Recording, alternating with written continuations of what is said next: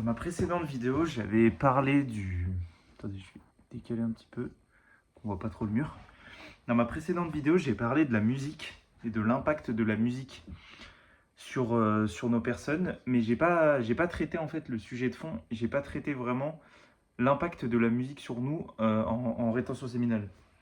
En fait, il faut savoir que euh, l'impact de la musique sur nos cerveaux et sur nos corps, parce que la musique a un impact sur nos corps, en rétention séminale, il est totalement différent parce que la rétention séminale va te permettre de savoir ce qui est bon pour toi, je dirais même a priori, de façon pardon, kantienne. Donc vous connaissez un petit peu peut-être la distinction de Kant, a priori, a posteriori, la connaissance. Et en fait, vous allez connaître des choses qui sont bénéfiques pour vous a priori. Ce que je veux dire par là, c'est que, par exemple, moi, je sais que ça fait 197 jours que je suis en RS. Et je sais qu'il y a certaines choses qui sont pas bon pour moi. Par exemple, ce matin, j'ai mangé deux trucs sucrés. Je suis allé à Biocop ce matin parce que je cherchais du lait cru. Je suis toujours en recherche de lait cru. La vidéo sur le lait cru, elle va arriver bientôt. J'attends juste de commander une bouteille. Et je vais faire une petite vidéo dessus. Ne vous inquiétez pas, les gars, ça va être lourd. Et je suis allé acheter en fait à Biocop. Du coup, je suis sorti parce que je voulais acheter au moins un petit truc. J'ai acheté un sorte de petit sablé, sablé, je sais plus quoi, artisanal, enfin, bio, je sais pas quoi.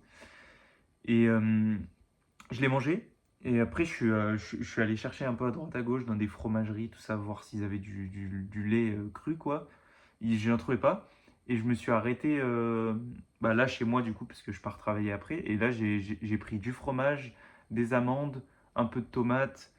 Parce que, comme je le disais dans la vidéo précédente, j'ai fait un jeûne assez long. Et du coup, j'ai pas eu envie de jeûner ce matin pour quand même reprendre un peu du, voilà, même s'il y a la néoglucogénèse, tout ça, remettre un peu restocker les stocks de glycogène, tout ça, et avoir un peu quand même d'énergie aujourd'hui au taf. Parce que hier, je vous avoue que j'étais un peu carbo.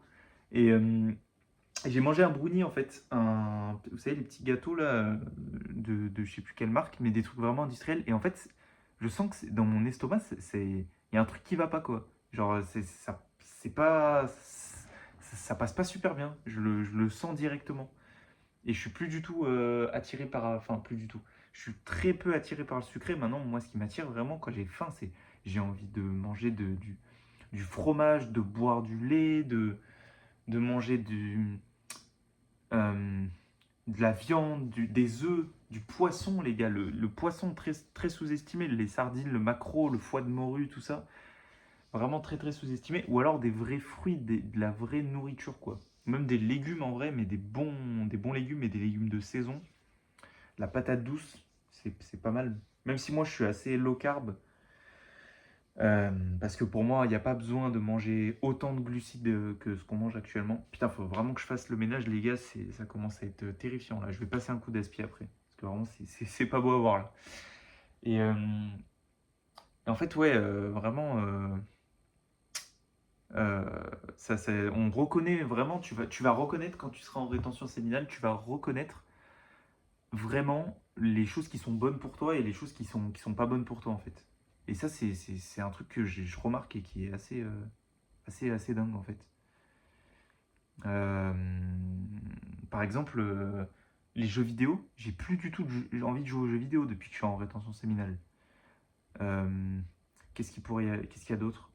Le... Au contraire, en fait, maintenant, j'aime les choses qui sont difficiles, j'aime aller travailler. Alors que, les gars, un jour, je ferai une vidéo sur mon parcours et vous allez voir que c'était pas glorieux, quoi, niveau travail.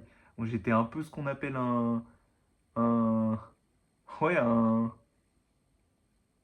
gooner chômeur. Je sais pas comment on peut appeler ça. Mais c'était assez terrifiant, c'était assez terrible, quoi. Oh, pardon, désolé. Ah, les gars, c'est un peu artisanal, hein, je vais pas vous mentir. Je vais bientôt acheter un micro-cravate pour qu'on m'entende un peu mieux. Puis surtout, je vais commencer à noter vraiment un fil conducteur pour certaines vidéos, etc. Parce que sinon, gars, moi, je suis trop excité, je pars dans tous les sens.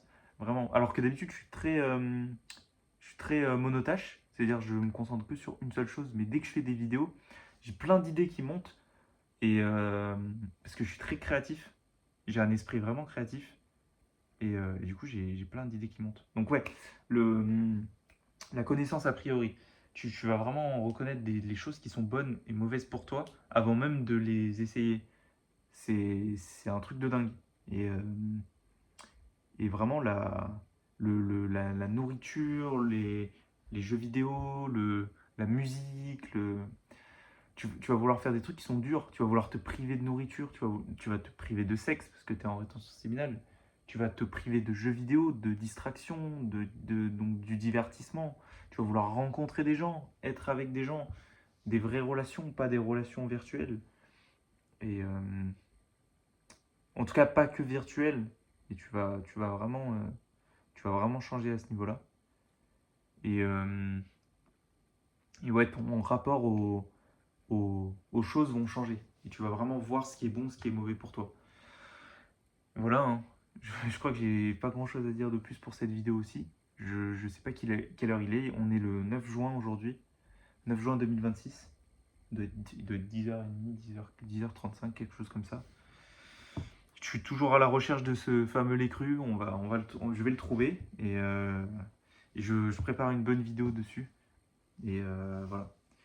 N'hésitez pas à parler sur le Discord, les gars. N'hésitez pas à dire quand vous avez des. Ouais, c'est ça que je veux faire aussi. C'est faire une vraie vidéo sur sur les tentations, sur les urges, mais aussi sur la rechute, sur les relapses en fait. Sur le fait de. D'ailleurs, relapse, les gars, pour ceux qui ne savent pas ce que ça veut dire, parce que je sais qu'il y a beaucoup de religieux qui me regardent, notamment beaucoup de catholiques, forcément. En fait, relapse, c'est un mot qui désigne quelqu'un qui était dans l'hérésie et qui retombe dans l'hérésie, en fait. C'est ça, relapse. Donc, quand vous relapsez, je sais pas si ça se dit, relapser, je sais pas si on peut dire ça, mais quand vous rechutez, vous faites une relapse, en fait, vous retombez dans l'hérésie. C'est pour ça que c'est intéressant de connaître les mots et les mots qu'on utilise.